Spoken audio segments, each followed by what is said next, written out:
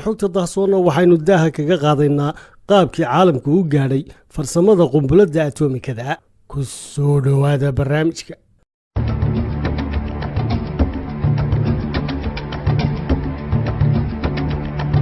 dhammaadkii qarnigii 19aad ee taariikhda miilaadiga waxaa la soo saaray natiijada daraasad cilmi oo ay baadhitaano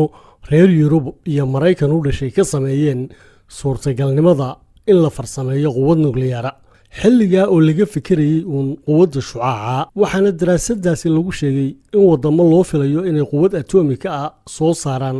ay ugu dambeynta ku kala bixi doonaan kartida hogaamiyayaashooda iyo rabitaanka ay u hayaan in barnaamijka la bilaabo iyo weliba dhaqaalaha ay wadamadaasi u isticmaali karaan arrimaha u go'aamin doona cidda ku guulaysan doonta hawshaasi.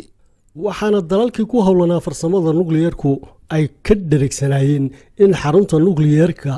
xarunta nukliyeer ee lagu farsamaynayo qumbuladda atomika iyo qumbuladda farsamaynteeduba ay u baahan yihiin maadooyin lagama maarmaan ah. maadada koowaad ee ay suuragalka tahay inay ka shaqaysiiso xarumaha nukliyeerku waxay ahayd maadada uraniumka ee noocoodu yahay 235 oo xilligaasi weyn cidhiidhi u ahayd in la helo. boqolkiiba 99 uraniumka la helayay oo nooceedu ahaa 238 iyadoo loo baahnaa ee uraniumka 235 ay dhif iyo naadir ku ahayd caalamka. 1939 markii naasiyiintii Jarmalku qabsadeen dalkii Czechoslovakia waxaa istaagtay maadooyin la xidhiidha farsamada nukliyeerka oo ay Ingiriiska iyo Maraykanku ku heli jireen dhanka Czechoslovakia. xilligan Ingiriisku waxay maadooyin kale oo biyaha culus ka mid yihiin ka soo qaateen dalka Norway, iyagoo Ingiriiska iyo Maraykankuba ka mid ahaa dalalkii waday barnaamijka quwadda nukliyeerka ee hamigoodu ahaa inay qumbulad nukliyeera sameeyaan. iyagoo Ingiriisku sanadkii 1939 weji hor leh u yeelay baadhitaanadoodii dhanka nukliyeerka rajada ka muujiyey suurtagalnimada in natiijo wacan lagaga gaadho. xilliga oo uu Professor Mark Oliphant oo ka tirsanaa jaamacadda Birmingham u xil saaray 2 nin oo qaxooti Jarmal ahaa kuna sugnaa Ingiriisku inay isku dayaan inay gaadhaan xal lagu xaqiijin karo farsamaynta qumbuladda atomika. 2 nin oo ogaaday xaddiga ay gaadhayso maadada lagama maarmaanka ah oo ah maadada uraniumka ee saafiga, taasoo 10 kilogaram oo ka midii ay ku filan tahay in laga sameeyo qumbulad atomika ah oo yar, taasoo quwadda qaraxeeduna gaadhayo 10 tan oo maadada TNT-ga. waxaana ay labada caalim sidoo kale warbixin ku muujiyeen qaabka loo isticmaali doono qumbuladda iyo weliba saamaynta uu yeelan doono shucaaca nukliyeerka ee qumbuladdaasi soo dayn doonto iyo raadka uu ku samayn karo dadka rayidka ah iyo ciidamada laftooda. waxaana ay ku taliyeen inaan isticmaalkeeda lagu degdegin maadaama dalka lagu radayaa ay suuragal tahay inuu si qarsoodi ah hore ugu samaystay oo uu falcelinta uu sameeyaa ay noqon karto qumbulad atomika ah oo kale.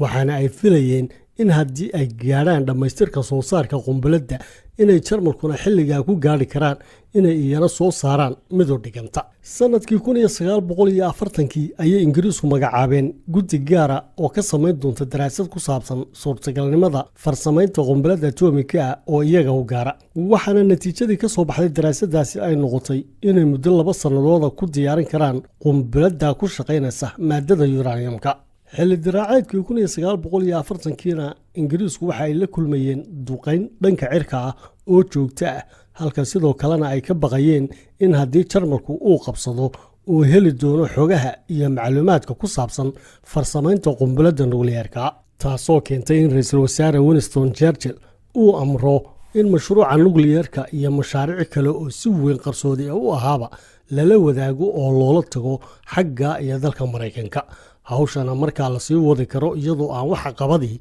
ka hor imanin. waana xilliga ay Maraykanku la yaabeen ee ay kadisada ku noqotay horumarka ay Ingiriisku ka sameeyeen barnaamijkoodii nukliyeerka, maadaama ay inta badan baadhitaanada ay Maraykanku wadeen ku koobnaayeen dhanka xarumaha nukliyeerka laakiin aanay u dhaqaaqinba hubka nukliyeerka. sanadkii 1941 ra'iisul wasaarihii Ingiriisku waxa uu khubradii dalkiisa ee gacanta ku haysay barnaamijka kuna sugnaa dalka Maraykanka uu amray bilowga mashruucii manhattan ee baaritaanada quwadda nukliyeerka, iyadoo dhanka kalena barnaamijka quwadda nukliyeerka ee Jarmalka ee ay Maraykanku wadnaha farta kaga hayeen aanu wax horumar samaynin, weliba iyadoo khubaro Jarmala ay sanadkii 1938 daaha qaadeen raadad ku saabsan maadooyinka laga yeeleeli karo quwad nukliyeerka. waxaana jirtay in aanu hogaamiyihii Jarmalku xilliga ahmiyaddii loo baahnaa siinin barnaamijkaasi, gaar ahaan marka la dhinac dhigo sidii uu u dhisayay quwaddiisa dhanka gantaalaha, taasoo keentay in khubaro badan oo Jarmala oo cilmiga atomikada yaqaanay ay ka howlgalaan mashruucii manhattan ee barnaamijka nukliyeerka oo ay si wada jira u wadeen Ingiriiska, Kanada iyo Maraykanku.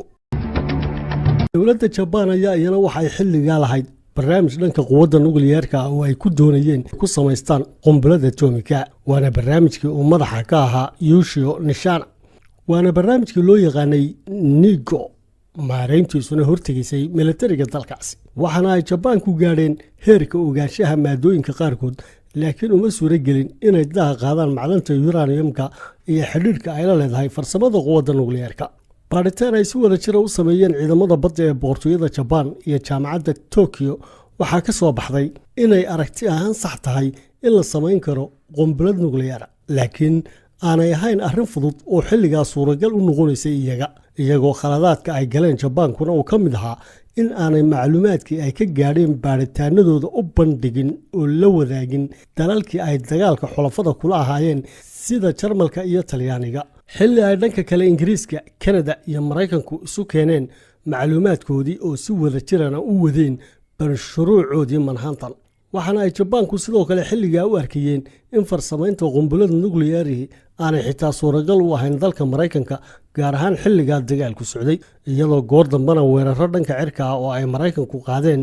lagu baabiyey xaruntii barnaamijka nukliyeerka ee dalka Jabaan, sidaana uu si kama dambaysa ugu istaagay. dhanka dalkii midowgii Sofiyeeti ayaa inkastoo ay fikradda quwadda nukliyeerku ka dhalatay bartamihii sodomeeyadii ee qarnigii la dhaafay,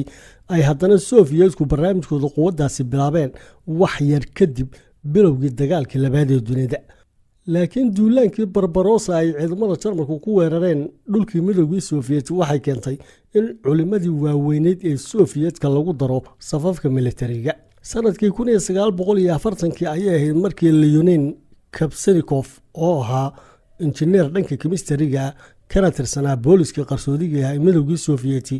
uu diyaariyey warbixin sheegaysa in baaritaanada uraniumka ay laga helay dukumentiyo dalalka reer galbeedku lahaayeen ay muujinayso inay horumar ka gaadheen baaritaanada, isla markaana ay suuragal tahay inay ku howlan yihiin farsamaynta qunbulada nukliyeera. warbixintana waxaa loo gudbiyey gudoomiyihii booliska sirta ahaa ee Sofiyeetka,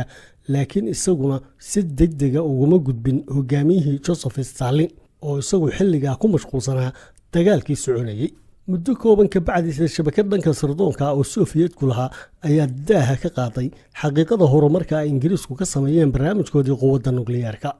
waxaa la soo gaaray sanadkii 1942 caalimkii u dhashay Sofiyeetka ee George Valeryov oo ahaa caalim dhanka fiisikiska oo caana lana shaqaynayay ciidamada cirka ee dalkiisa,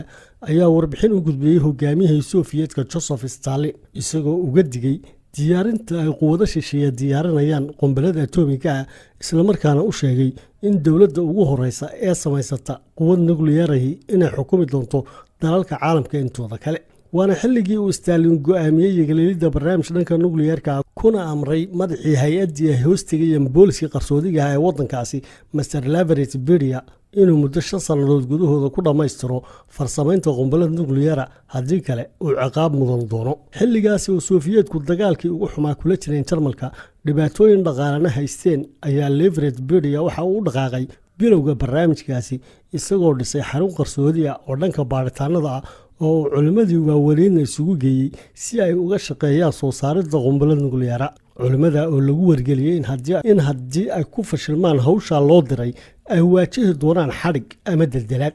haddii ay guulaystaanna ay abaalmarin ku heli doonaan. iyadoo barnaamijka laga mideeyey shabakad ballaaran oo dhanka sirdoonka ah oo xubnaheediina loo kala diray dalalka Ingiriiska iyo Maraykanka,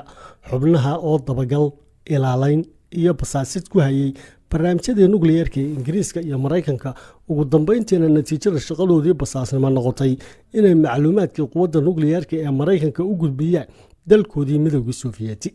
macluumaadkaas sirdoonna uu xudun u ahaa qorshihii ay 4 sannadood ka bacdi sofiyeetku ku badbaadiyeen naftooda ay ku tijaabiyeen qumbaladoodii u horreysay ee nukliyeera.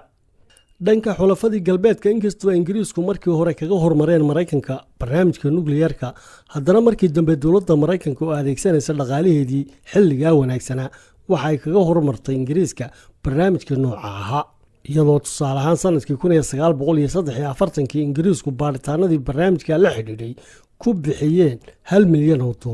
halka ay maraykankuna ku kharash gareeyeen $1 bilyan. waana xilligaa ingiriisku iskaga hadheen tartankii barnaamijkaasi maadaama aanay heli karaynin mablaqa dhaqaale ee intaa leeg, iyadoo isugeyn dhaqaalaha maraykanka kaga baxay barnaamijkaasi uu xilligaa gaadhayay $2 bilyan oo qiyaas ahaan maanta u dhigmi kara $28 bilyan. ugu dambayntiina ay baaritaanadoodii ku heleen in qumbalada laga sameeyo maadada plutoniumku ay aad uga quwad weyn tahay qumbalada laga sameeyo uraniumka, iyagoo maraykankuna ay noqdeen dalkii ugu horreeyey ee sameeya qumbalad nukliyeera kuna guulaysta tartankii loogu jiray samaysashada qumbaladaasi.